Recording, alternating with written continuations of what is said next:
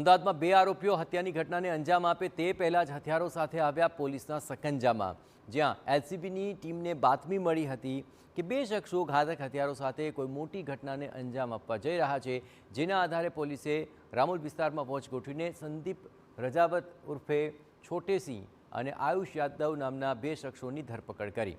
આરોપીઓની તલાશી લેતા પોલીસને તેમની પાસેથી એક દેશી બનાવટનો તમંચો, 4 જીવતા કારતૂસ અને એક છરી મળી આવી।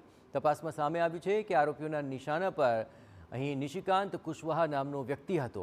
1 મહિના અગાઉ આરોપીઓ સાથે કોઈ કારણોસર નિશિકાંતનો ઝઘડો થયો હતો। આ વિવાદ એટલો વકર્યો હતો કે આરોપીઓએ બદલો લેવા માટે નિશિકાંતની હત્યા કરવાનું નક્કી કરી લીધું।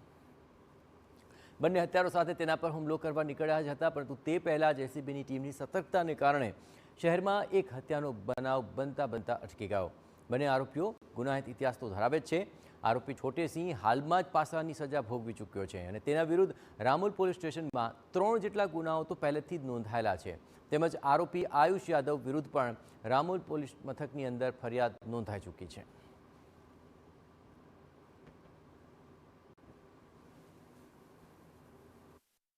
એ જાણવા મળ્યું છે કે આરોપીઓની આશરે એકાદ મહિના પહેલાં નિશિકાંત નગેન્દ્રભાઈ કુશવાહા સાથે ઝઘડો થયેલો હતો અને જેમાં નિશિકાંતે આ આરોપીઓ સાથે મારામારી કરેલી હતી, જેથી તેની અદાવત રાખી તેઓએ દેશી તમંચો અને ચાકુ લઈને જેની સાથે ઝઘડો થયો હતો તેને મારવા માટે આ લોકો મર્ડરના ઈરાદે નીકળ્યા હતા।